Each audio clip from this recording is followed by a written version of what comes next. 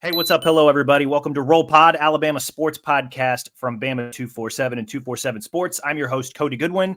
Joining me today, another member of our Bama 247 crew. It's Mike Rodak. Mike, how you doing this morning? Doing well. Glad to get this started. Absolutely. We're recording this on a Tuesday morning. Sun's kind of poking back out after some storms. Birds are singing a little bit. And officially game week here in Tuscaloosa. Alabama kicks off its 2023 season against Middle Tennessee this Saturday night at Bryant-Denny Stadium. But today, we're going to be previewing the Alabama defense. Before we dive in, though, only our second episode of Roll Pod as part of this new website, Bama 247, launched on June 1, less than 3 months ago. We're a bunch of new guys, kind of, sort of. But I feel like these first few shows, we need some introductions. I made John do this too. So, Mike, I'm going to ask you to do this as well. I know you're no stranger to the Alabama beat in the SEC, but give us a quick sketch, man, where you came from, your path to 247, and your most memorable Alabama football moment that you've covered so far. Okay. All right. Well, that's easy. I'll start with that. I've covered the 2020 national championship game. So to cover, that I think was easily the most memorable. Granted, like there's been some great atmospheres that I've covered in college football. That was not one of them. I mean, that was a COVID year.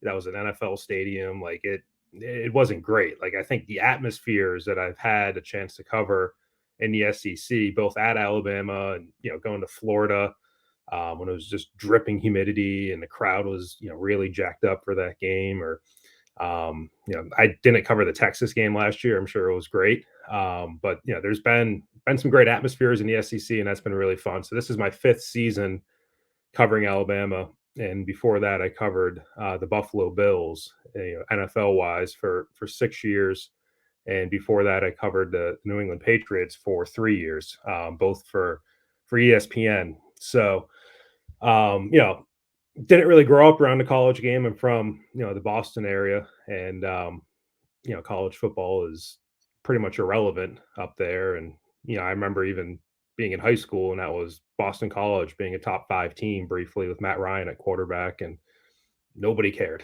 Believe me, that was the same time when the Patriots were going undefeated, and the Red Sox won a World Series, the Celtics won the NBA Finals. So it's a pro sports area of the country, so it's been an adjustment for me, going to the South, and it's kind of flipped where college sports are dominant, and pro sports are definitely taking a back seat. But feel like I've picked up on a lot of the stuff well, and again, it's year number 5 for me, and start looking around like, man, I've been here longer than a lot of basically all the players at this point, and a lot of people covering the team too. So that's kind of scary to start thinking about that. I introduced myself on the last show. I'm Cody. Spent the last decade of my life in Iowa. Literally no sort of experience covering Alabama football, except for like Rosh Pierschbacher making his flip and following him when he was down here at Alabama, right? He was a Iowa commit, flipped before his senior season, and things worked out all right for him, right? He ended up playing in 4 national titles. And then we saw Rosh Pierschbacher 2.0, right? With Caden Proctor, was committed to Iowa. After his senior season, he flipped, then signed, and he's been in Tuscaloosa for the last, 9 months now. So that's been the closest, I guess, I've ever been to the Alabama program before taking this job. Before that, I covered wrestling. But you're a guy that's got some NFL experience too. So I'm kind of curious, comparing NFL atmospheres and college atmospheres, especially like coming from, a market or an area of the country where the NFL is king, right? Like what has that like getting to compare the two? What's that been like for you? I mean, an SEC atmosphere for a big game is better, and again, it's been a little bit weird in my 5 years because we had the COVID year, and things just haven't been totally normal up until probably last year. But yes, it's one thing to have like Alabama versus Chattanooga or Middle Tennessee State. I mean, there's some games in the SEC you're just like, NFL games are much better because they're more competitive. But on the flip side, there's some really good atmospheres. Alabama LSU in 2019 is one I should mention too, where the president was there, and there's Secret Service, and that place was full. An hour before the game, it felt like, and that was Joe Burrow and Mac Jones, and there was ton of good players in that field, ton of players who are in the NFL right now having really good careers. Tua, was the quarterback for Alabama actually in that game. And I mean, you can't beat that atmosphere. That's better than anything NFL wise that I've covered. I've covered a Super Bowl too. I covered Patriots Giants in 2012 in Indianapolis. That was probably the best NFL atmosphere that I've covered. But just the pageantry of college football, the tailgating, the college town aspect, the bands, I mean, as bad as it might be, the field storming. I've covered a few of those, not obviously from Alabama, but from opponents, and it all kind of mixes in, and it's fun. But again, that's not that's not the experience we're going to have Saturday. This No. is much more akin to covering an NFL preseason game, I would say. Yeah, I think it's a lot of people have made some variation of the joke, don't play with your food. As kind of like an allusion to, this is a cupcake game for Alabama. Fully expect the Crimson Tide to walk out and take care of business on Saturday. And we'll probably touch on that game more a little bit later in the week, but let's go ahead and dive into today's show. Going to talk a lot about Alabama's defense today. And let's just dive headfirst into it, Mike. First question for you is, what's one big question you have about Alabama's defense this season? It starts with the secondary. I didn't cover the Tennessee game last year. I missed the first 2 months of last season on paternity leave, but I was watching on TV. You could see it just as well. That secondary was having a lot of issues. And I know a lot of people point to sort of that matchup that Tennessee was able to get with Jalen Hyatt against DeMarco Hellams, which was a speed mismatch, and that really took advantage of that the entire afternoon. But it was more than that. There was penalties. There was, even Brian Branch struggled at times. There's, Terrion Arnold was in the game and struggled a little bit. So, has the secondary gotten better from last year? I think there's potential for it to be better, but there's still a lot of unknowns. Like, I think you have one very solid known quantity in Kool-Aid McKinstry. I think there's encouraging signs from Terrion Arnold that he can be better than he was when he was on the field last year. But you're still replacing both starting safeties. You're going to have a freshman in Caleb Downs, as non-freshman-y as he looks. Nick Saban said he looks like a veteran out there in the spring, but still, like, how does he react in certain situations, that things he hasn't seen before? Some of these NFL-like atmospheres, how does he handle all of that? So, I think the secondary has more questions than the front seven, and that's, again, the bigger question for me. And it just Tennessee coming in, LSU coming in, Texas, and what they were able to do against that secondary early in that game last year before Quinn Ewers got hurt. So there's a decent amount for that secondary to prove. And again, there's a lot of new faces back there. Yeah, no, and they have a lot of interesting pieces, I think, among the many things that we've learned about the defense through fall camp and just kind of, the personnel returning and who they got through the transfer portal with Jalen Key. How are they going to use the pieces together? I think the one thing that really stuck out about the Tennessee game was, one, Jalen Hyatt's speed, but two, just a lot of the pre-snap stuff that really kind of confused the secondary, which is wild to think about, right? Because like that's Saban's expertise. And so the fact that like the secondary was the liability in that game is just like, whoa, like what happened here, right? And so like, we could break down the X's and O's, but I wonder like how much does that game or that performance where that, they gave up 400 passing yards, a lot of them on deep, big shots downfield. How much does that inform, kind of the way they're able to structure the secondary a little bit this year? It'll be kind of interesting to see how they put the pieces together. I know that they like the versatility, but they like having a lot of guys doing a lot of different stuff. So, if they're caught in positions where, you start in the slot, but now you have to play safety because they're passing off responsibilities and whatnot. Like what, do they feel better about that because of the personnel they have on the field? I think that the way they put the pieces together, especially based on the opponents, because like you nailed it. I mean, Texas, LSU, Ole Miss likes to throw the ball around the yard. Tennessee's really high on Joe Milton, like Connor Wegman. They're going to have to play him on the road in Texas A&M. Mississippi State, I know it's not the air raid that Mike Leach had this year, but like still a very capable quarterback behind center. Like there's a lot of good quarterbacks that they're going to have to play this year. And so what does the secondary look like game to game? Can that versatility be a strength? How do they put that puzzle piece together? I think that's the most intriguing part for me, at least when talking about Alabama secondary, is just how do they use it, right? Like they got a lot of good pieces. How do they use them though? And what are the ultimate strengths of the personnel, right? Arkansas with KJ Jefferson too might be, when all is said and done, best quarterback in the SEC. So yeah, I think it's a little bit simplistic. I know some people like to kind of say it was Pete Golding's fault. Like Pete Golding was the one who put DeMarco Helms on Jalen Hyatt, and that was the lone reason why they lost the Tennessee game. Like, Nick Saban was involved in every single decision that Pete Golding was making. I mean, that's again, like you said, that's his baby. That's the secondary, and it went deeper than that. And there's a lot of issues with penalties and DBs just kind of finishing plays and not being handsy, when the ball's coming in, not getting beat, and then try to make up for it. Like there was issues well beyond just the matchup issue with Jalen Hyatt. So, yeah, you're right. Like, how do they use guys this year? How do they fix some of that stuff? And some of that stuff's just in the moment. You can teach proper technique and try to tell a guy not to commit a penalty, 5 days of practice a week, but it goes out there on Saturday and there's anxiety, as Nick Saban likes to say, and you get beat and you're racing after a guy and you're trying to make a play. And that's when some of those penalties happen. So some of that stuff we just can't predict. And again, Tennessee's sitting there, they're trying to find, I'm sure they've worked on it all offseason. They're trying to find the next way to beat Alabama. What's the best matchup for them? How can they throw a new wrinkle in there? And that's part of the chess match of college football that kind of makes it fun. But that's a Josh Heupel offense that gave Alabama issues last year. And Nick Saban talks a lot about the fastball offenses and playing with the pace that they do, and then the wide splits from the wide receivers, and it gave them trouble last year.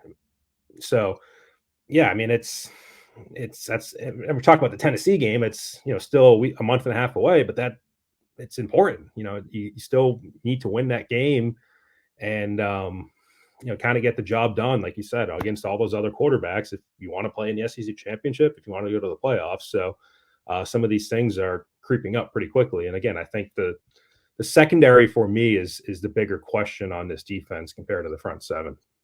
Yeah, I think the one question for me, how does the return of Kevin Steele influence the whole operation, right? You touched on the penalties last year, and when you break it down, it's a lot of 50-50. Like I know JC Latham, for example, a lot of false start penalties from him at right tackle last year, but the defense had their fair share, a lot of pass interference penalties, a lot of unsportsmanlike penalties from time to time. Even Will Anderson was a culprit of a handful of false starts or encroachments every now and again.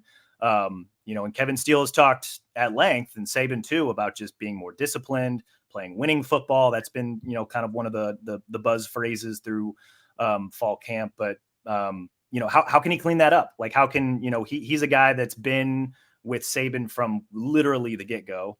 He's been here and back multiple times. Can he help shore up a lot of those little mistakes? Can he help shore up the way that, can he help build a little bit of depth on the defensive line? Can he help, the linebackers do what they need to do? Can he help the secondary figure out what those puzzle pieces look like, even though that's Saban's baby? There's a lot of, can they just clean it up, right? Because it's, those penalties were killer, and they seemed like they were, at the worst times last year, just in rewatching all the games last season.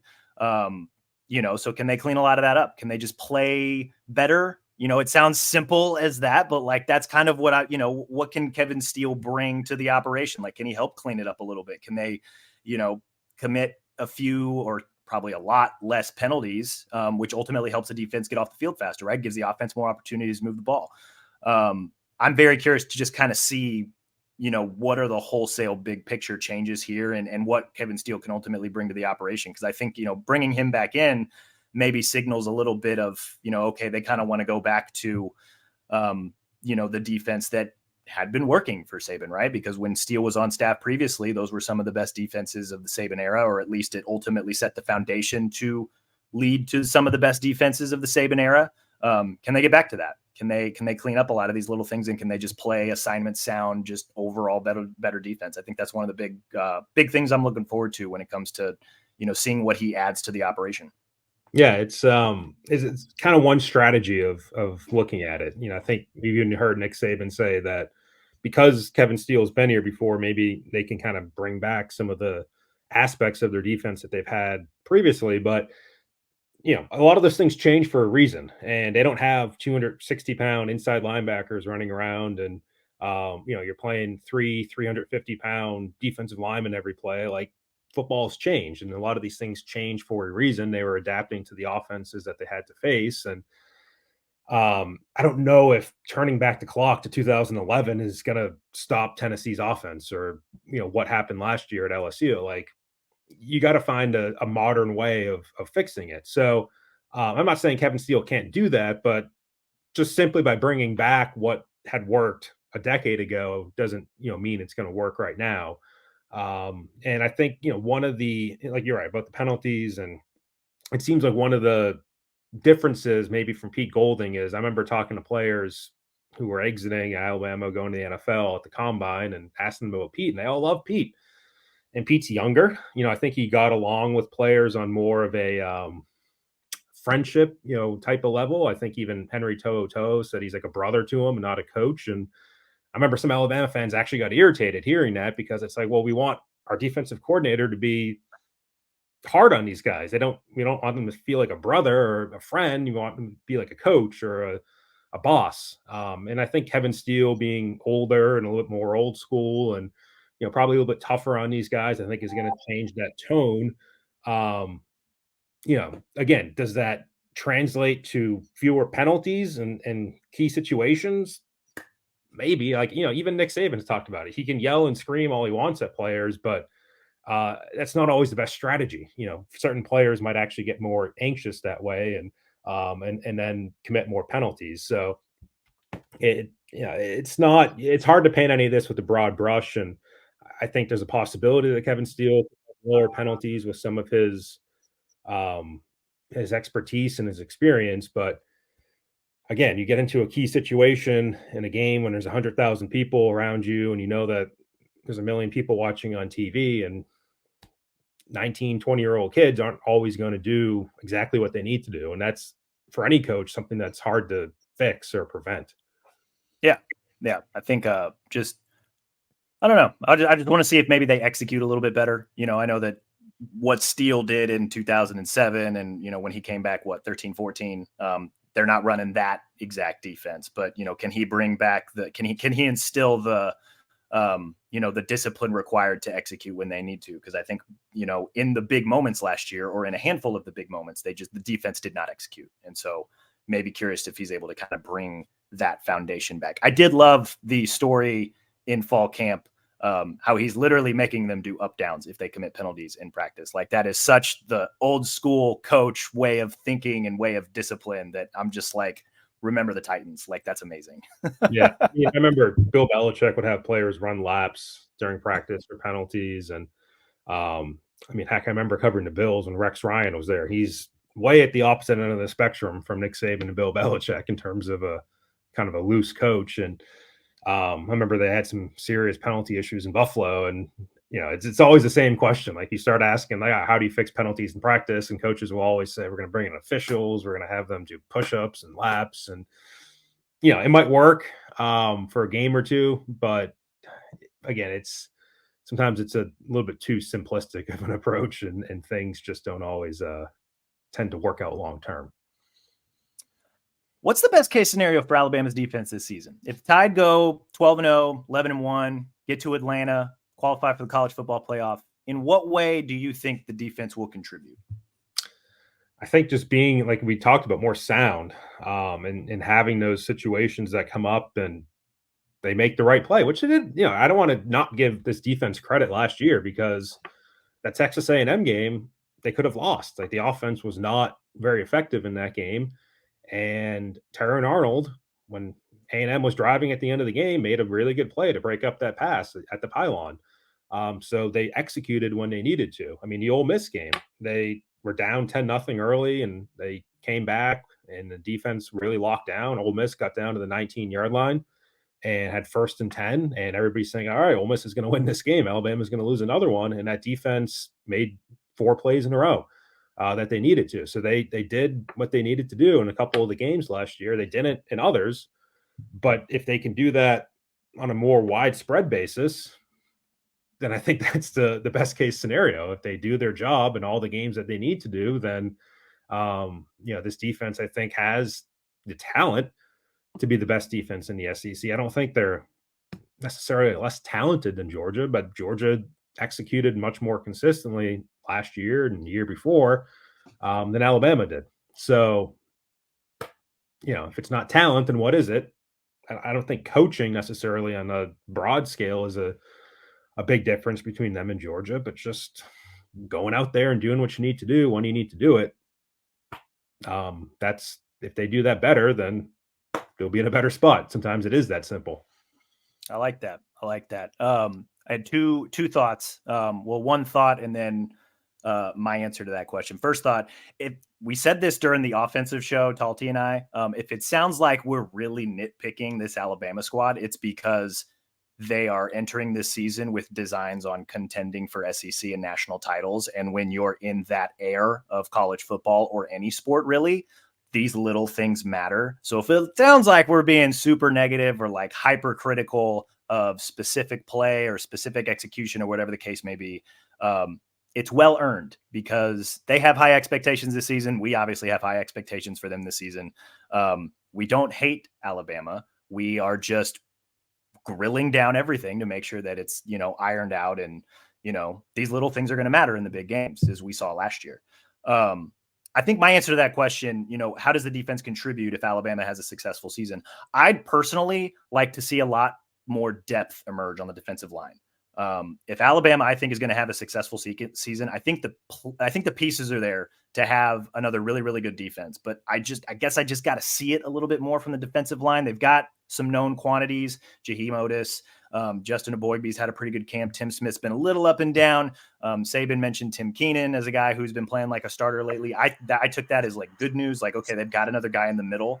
But you look at those Alabama teams that were winning titles, really deep defensive line rotation. You look at the way Georgia has started defensively the last couple of years when they've been winning national titles, really deep rotation on the defensive line, like deep and talented. And those guys just come in and, like that was the blueprint when Saban first got to Alabama. Just recruit like crazy to get all these guys, develop them into a really good defensive line rotation so that in the fourth quarter, they're still rotating or platooning in and they're fresh and they're still getting after the quarterback and they're still making plays. I guess I got to see a little bit more of that. Like I gotta see a little bit more from the defensive line, and I'm sure we'll continue to see guys emerge. Like I'm excited to see a little bit more of Tim Keenan. I'm excited to see, Jamarian Latham is a guy that I know Saban's been pretty high on. I need to see these guys play a little bit. Like I want to see the defensive line start to emerge and grow a little bit. I think if they're able to get a little bit more out of the defensive line and the rotation gets a little deeper as the season goes, to me, that's kind of, in addition to fine tuning the secondary and, kind of seeing what, the inside backers can do. Cause I'm a big believer in their pass rush. I think it'll be fine. But I think the defensive line depth is kind of the last piece to the puzzle here. If they can figure that out, I think quite literally the sky's the limit for this defense. I don't know. That's my thought. What do you think? Yeah, I think there's a need to have a defensive lineman who's a disruptor, who's a guy who every opposing offensive coordinator is going to that week and saying, we need to pay attention to where that guy's lined up. We need to double team him. We need to really, put our focus on him. And they haven't had that guy for 4 or 5 seasons now, ever really since Quinnen Williams was here. I think Christian Barmore flashed a little bit, became a relatively high NFL draft pick. Byron Young had a pretty good year last year, Phil Mathis, but they've had a lot of guys who are consistent, guys who you can trust to stop the run. And that's, partly their role in this defense. Like the pass rush is not really going to come from the defensive line. It's more from the outside linebackers, but still just to line up and make a few plays along the defensive line and do it consistently enough to put fear in the offenses. I haven't seen a ton of that. And, they have, again, there's the talent. Jaheim Otis, I think, is probably the most talented guy among that starting group. I think Justin Aboigbe and Tim Smith can be really solid guys on the outside, but Otis has the size. He has sort of the athletic ability to him where, you can picture him being a real disruptive guy inside if he kind of takes that next step from where he was last year. And last year was, really encouraging freshman year for him. But a guy like Damon Payne, who was a 5-star a couple years ago, why isn't he part of that top 5? We talk about Tim Keenan, we talk about Jamarian Latham. what does Damon Payne have to do to make that next step and become one of those disruptive guys? A freshman coming in, James Smith, who's a 5-star. How quickly is he going to get on the field and have meaningful snaps? So trying to find that next Quinnen Williams or the next Deron Payne, I think is what they need. And in doing that, if you can start to develop Damon Payne some more, for instance, then you are creating more depth. But if they have 5 or 6 guys that are, I don't want to say just there, but who are solid and doing their job along the defensive line, that's good. I think what really makes the difference is when you can have a game wrecker. And they're probably not going to find Aaron Donald out, on their team or in recruiting, but if you can find something close, you're Alabama, like, you should be able to recruit some of the best defensive line prospects out there. To turn them into something, I think is still something there's something left to be desired out of what they've done the last couple of years. Yeah. And can Jaheim Motis be that guy? He's got a lot of run as a true freshman last year. Can he be the guy that stepped up and, maybe not quite Aaron Donald or Chris Jones-esque, but like, can he, or even Jalen Carter for that matter, but can he step up and can he wreck a few drives? Can he just, best case scenario, can he take over a game every now and again? Can he be the guy that's unblockable or commands so much attention from the middle of the defense that it opens up, Braswell and Turner from the outside, or a Boydby or Tim Smith to be able to get to the quarterback? Like, can they do that? Like, can they develop, one, a guy who can do that, but two, just like a defensive line rotation on the whole, to be able to impact games that way? I think if they can do that, that's probably the last like true thing that they might be missing on this defense. And if they're able to figure that out sooner rather than later, I think it's only going to bode well for the defense moving forward. On the flip side, worst case scenario for Alabama, we're talking Alabama, so 10-2 and you miss the SEC title game, or 9-3 and you miss a New Year's Six bowl. In what ways did the defense do something wrong? In what ways did they contribute to a failure of a season? Well, I think it starts with injuries, as it usually does with any worst case scenario. That happened my first year, 2019. They had both inside linebackers go down in the preseason, Dylan Moses and Josh McMillan. And, Christian Harris was stepping in as a freshman. He was converting from defensive back in high school. And Shane Lee, was probably overmatched, being a starting inside linebacker in the SEC as a freshman. And that was the story of that defense that season was those two spots where they had lost some good players. And, LSU, for instance, really took advantage of those inside linebackers in that game, and that kind of sunk them. So having and they've been healthy, through August, in terms of avoiding any sort of major injuries, but you still need that luck to continue. Guys like Cooley McKinstry, Dallas Turner, Deontay Lawson, Otis, like you need all of them to stay healthy. So if there's injuries, then that's really the first aspect where you start to tread into worst case scenario territory. But again, I go back to the secondary, and it's still something where you're relying on a freshman in Caleb Downs. Again, by all accounts, been really good, but you still need, you still have a freshman out there. So things could go wrong with a freshman on the field. You're relying on Jalen Key and Trey Amos to continue to be, and they've had positive impact so far in fall camp, but to be transfers who are veterans and provide what you need out of them. They didn't get that out of Eli Ricks last year, for instance. You need Terron Arnold to be better than he was last year, and sort of got benched, middle of the season there for Eli Ricks. And so I go back in the other starting spot at safety, whether it's Devontae Smith, if he's back healthy, whether it's Jalen Key, the 6th defensive back spot. Like you need all those pieces to start to come together and to perform. And there's just a lot of question marks back there. So best case scenarios, they all work out. They're all great players. The worst case scenario is that things don't work out with a few of them, or there's some real big hiccups. So again, I think I would be more confident in a Boydby and Tim Smith and Otis and Dallas Turner and Braswell and Lawson. You kind of know what you have in those players. I don't know if you know quite as much about your secondary or can rely on them quite as much. So I think the worst case scenario is kind of what the downside of the secondary is right now, and the downside of that turnover. Yeah, no, and I agree with that. I think, if they didn't learn from the mistakes last year against Tennessee specifically, but also LSU, and even the A&M and the Texas games, and even the Ole Miss game a little bit, there were some miscues. I know they ultimately pulled those 3 games out, but there were the reasons to worry about the secondary were still pretty prevalent in those games. So if they're not able to learn from those mistakes, I think that's a huge issue. I think on the flip side, like if the D line doesn't continue to create depth, and I know this is kind of a play on the last answer, but that puts a lot more pressure on the secondary. And so that could, not getting pressure on the quarterback or not disrupting games or not disrupting the offense's flow. You're asking the secondary to cover a lot more. If they're not able to put their pieces together, the whole operation could fold fairly quickly. And it only, as we saw last year, it really only takes a few plays, and, the opposing offense could be all the way down the field. Injuries, yes, I still come back to not getting pressure on the quarterback. Like I don't know if they don't do that on a regular basis, whether it's through the D line or through Turner and Braswell. Because let's face it, Will Anderson did a lot for these guys last year.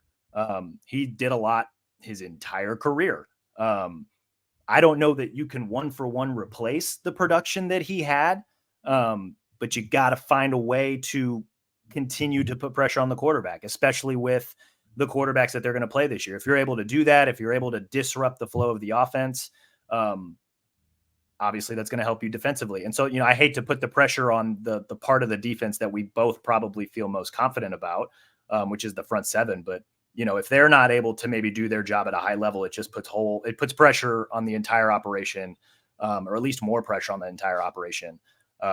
So, if the D-line doesn't develop depth, if, it's going to be hard to replicate what Will Anderson did, but if they don't find suitable ways to continue to, attack the quarterback and put pressure on the quarterback, because that's what the defense is designed to do, it could be tough sledding for some of those games, especially against the guys that have good quarterbacks. LSU's returning a lot of playmakers on offense. They feel really good about that unit this year. I think the jury's still out, maybe at least for me, on Joe Milton, just because he's a guy that's lost his starting job twice. So I know he's got a rocket arm, but I kind of want to see what he has. But we know Lane Kiffin's going to be good at Ole Miss. Mississippi State has some players. Kentucky, I think, is a very sneaky game for them in November after that LSU matchup. There's a lot of places where, if they're not able to get pressure on the quarterback, it could be very, very long afternoons for that Alabama defense. Yeah, no, it's an interesting spot for Alabama where there's better quarterbacks in the SEC. That has not been true to a great extent the last few years, but usually it's, Alabama comes into the game with the better offense, the better quarterback, the better wide receivers, and it's a question of whether the other team can minimize its mistakes and play clean enough football, play good on defense. And it's kind of flipped now where Alabama needs to do that, and the other teams have the better, in some cases, quarterbacks and wide receivers and better offenses, or at least that's the way it looks right now. So it's a different script, that Alabama's probably going to need to follow this season. And again, I think big picture, broad spectrum wise, can they win with a little bit more of a throwback style? And I know everybody loves joyless murder ball and wad ball and all the things that Nick Saban's talked about historically. But again, there's a reason why they moved away from all that. There's a reason why they've recruited much better quarterback and receiver. It's because that's the way Nick Saban thinks you need to win these days. And I think in a perfect world, they would have had a better quarterback this year. Whether it was Ty Simpson developing into the 5-star prospect that he was, into actual something, a product on the field that's like a 5-star, which he hasn't done yet, or whether it was going into the portal and getting someone like, I think Drake May was probably a pipe dream from North Carolina, but even Sam Hartman was mentioning, the Dan Patrick show this week that Alabama reached out to him. There was rumblings that they were trying to go after Tyler Van Dyke at Miami, and eventually they settled, if you will, on Tyler Buckner at Notre Dame. And doesn't seem like Tyler Buckner is really in the competition right now, and that's kind of where they're left at quarterback. So, there's there's better quarterbacks. There's more potential from other quarterbacks in the SEC. Joe Milton could be better than what Alabama has. Again, you go right down the list, but it just makes a different feeling for this season than other ones. And you're totally right. Like, people could look at it as we're nitpicking, and there's other quarterback competitions, other new quarterbacks in college football, Carson Beck, there's the Ohio State situation. And that's true, but Georgia and Ohio State were also playoff teams last year. Alabama was not. And so, they're trying to stay where they were. Alabama is trying to climb back up a little bit and get back to where they were. So there's a difference there and kind of where they start, this season. It's, we can nitpick. Everybody's expectation is Alabama should win a national title. I think that's Alabama fans. That's the way they think these days. And you can say, well, they lost a couple games last year by total of 4 points and final play. Well, that still matters. Like those are key moments, and they didn't do what they need to do. So it's nitpicking, yes, but it's still, those are significant differences between a win and a loss. Yeah. And when that's the expectation, we are going to pick nits. That comes with the territory. Who's the most important player on Alabama's defense this season? Kool-Aid, I think it's shutdown corner. If you can have one of those, and for everything we just said, and be able to run that out against some better passing offenses, and that goes a long way. They had that in Patrick Surtain, 2020 season. That went a long way that year. 2021, they really didn't have that guy. Kool-Aid was a freshman that year, and he didn't play until late in the year. Josh Jobe, Jalen Armour Davis, like that was problematic at some points. Last year, I think Kool-Aid obviously started to really find his groove, and that helped. And they still had the issue across from him in terms of trying to find something on Arnold and Ricks. And, that still exists to some extent on the other side. But if you can have the best corner in college football, which is kind of how Kool-Aid McKinstry is being billed right now, and that's, where NFL scouts seem to see him, then he becomes a really important player. Because if you don't have him, then you're starting Terran Arnold and Trey Amos, and you're probably back to where you were a couple of years ago. And then after that, I mean, they've lost a lot of cornerback depth through the portal the last couple of years. I mean, Antonio Kite might be the next guy up, and then there's a couple freshmen, highly rated freshmen in Des Ricks and Julio Hurley, but I don't think you want to be running those guys out right away. So it's an important position where they don't have a ton of depth. Obviously an important role. We'll see. We'll talk about Middle Tennessee later in the week, but they're going to run a lot of 4 wide receiver stuff. They're a spread passing offense, a little bit similar to Mississippi State's. We're going to see right away, kind of where this secondary is. There's probably going to be a lot of 5 and 6 defensive back packages that we see on Saturday. And we'll get a really good look at not only Kool-Aid, but other corners, the safeties.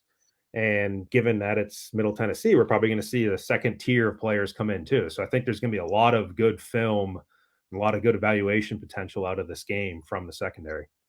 No, I like that. I think when you have a shutdown corner like Kool-Aid, a guy that you can just stick on one side of the field, and he's not going to miss a snap this season, not even if there's a fire. It just does so much for your defense to know that you have a guy that's going to lock down that third of the field no matter what. Because it allows that flexibility a little bit. And I know we talked about it earlier. Saban and Steele want versatile defenders in the secondary. They want guys who can do multiple things. And Saban himself has talked about Kool-Aid as a guy that can do, he can back up and play a little safety. He can play off. He can play man. He could probably play in the slot if they need him to in a pinch. But if you just stick him out there in his corner spot, like that's just, don't worry about it. Plug and play, figure out the rest of the pieces around him. There's a lot of, I think, freedom and confidence as a coach that comes with that, because that side is taken care of. So how do we figure out the rest of the pieces? How do we make sure that, we can complement what he does and also make sure that the rest of the secondary is good to go? If they can find a second guy, and it sounds like, Terry and Arnold may have the lead for that second corner spot. Freshman All-American last year, he flashed, he's shown some really good stuff. And it sounds like he's taken steps forward to solidifying that second corner role. I mean, that just opens up all sorts of possibilities, because then you've got the other 3 guys patrolling the secondary doing kind of whatever Saban needs them to do. But I like that. I like that answer as Kool-Aid. I'm going to go with Dallas Turner. I keep harping on the pass rush, probably because I just came from Big Ten country to come down to the SEC.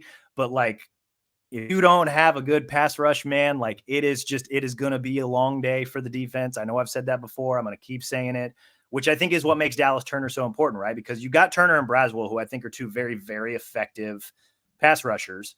But if Turner goes down, man, like the depth behind, I mean, even Braswell, if either one of those guys go down, the depth behind them is just unknown. Like there's a lot of good dudes there. There's a lot of 5 stars. There's a lot of high potential there, but we just haven't seen it and we just don't know. And so Turner specifically, a guy who got a ton of run last year. I think there were a lot of people, a lot of football people that are way smarter than me who are, they're watching Will Anderson film, but they notice that 15 on the other side of the alignment is just as effective. If that guy goes down this year, like that just, I don't want to say it resets the defensive philosophy because they'll probably just next man up and let's see what the young guys can do. But I think it like he's an important piece of the defense. And if he's not there, I think there's a ton more worry about the front seven. I think there's a ton more worry about the pass rush specifically. Like he's going to be one of the best pass rushers in college football this year. And Alabama needs him to be that literally every single week, at least until we see more depth behind him and Braswell that maybe inspires a little bit more confidence that they've got guys who can step in if needed. So I think having that lead guy is crucial to the way Alabama wants to play defense, but then also like a guy that's as effective as Dallas Turner. Like if you don't have that guy, it's problems every single Saturday afternoon. I don't know. What do you think? Yeah, no, I think and just even thinking about Will Anderson too, like let's not take for granted what Will Anderson did for this defense last year and eliminating him from the equation. What does that mean? Even with Dallas Turner. So I guess maybe in a sense that makes Chris Braswell really important. What can Chris Braswell do in his expanded role? And, how does that compare to what Will Anderson did last year? Because it really helps when we have two really good guys, and you can't really double both of them. So it's it's a pick your poison for an offense when there's two really good pass rushers on each side. So Turner's really important. Like you said, I think there's NFL scouts out there that might give the opinion he's even better than Will Anderson, that he has the bigger frame and a little bit more athletic potential maybe than Will does. Will obviously has the motor and a lot of the intangible stuff that you really love to see. But again, it's hard for me just to say Will Anderson's going to be gone and his pass rush is going to be fine. I still need to see it because he brought so much to this team, to this defense the last 3 years. And, same thing with Bryce on offense. Like, it's just, I know there's this idea that Nick Saban's kind of said it a little bit too, where you're very star driven last year. And sometimes players kind of said, oh, Will handle it on defense or Bryce will handle on offense. And, maybe there's a need for somebody else to step up and that helps them somehow, but I'm not really seeing the addition by subtraction here. Like it's legitimately subtraction and they need somebody to step up and replace Will Anderson. Along that same vein, who is a breakout candidate or the guy you're most excited to watch on the defense this season? Yeah, I think Deontay Lawson, I think that's a guy who for a couple years now is kind of the name. You're like, all right, like he's the next guy at inside linebacker. And he's had some injury issues, with his shoulder. Just, he hasn't played a ton. He started to get some playing time last year with Jalen Moody. And Moody was a much more limited player, but he was that 5th-year veteran they could rely on a little bit more. And they worked Lawson into that mix. And, it seems like now is his time to be that main guy at inside linebacker. And has the more I'd say more playmaking capability than obviously what they had in Moody last year, probably what they had in Henry To'oTo'o or even some of the guys before that. So that's really intriguing guy to me who, it's an important position in this defense. It's a position that's changed in kind of what their responsibilities are and how well can he play the pass? How well can he do some different things? It's not just running straight forward into an offensive guard like guys used to do back in the day, but a pretty highly recruited player, guy who's going to get a lot of playing time for him this year and someone I'm really interested to see. And I think by the end of the year, can easily be talking about him as a all SEC type of player.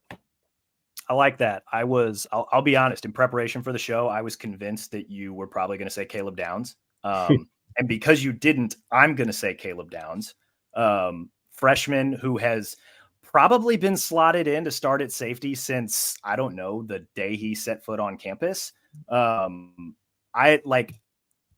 Nick Saban has talked glowingly about freshmen over the years. He has talked glowingly about guys who have joined his program.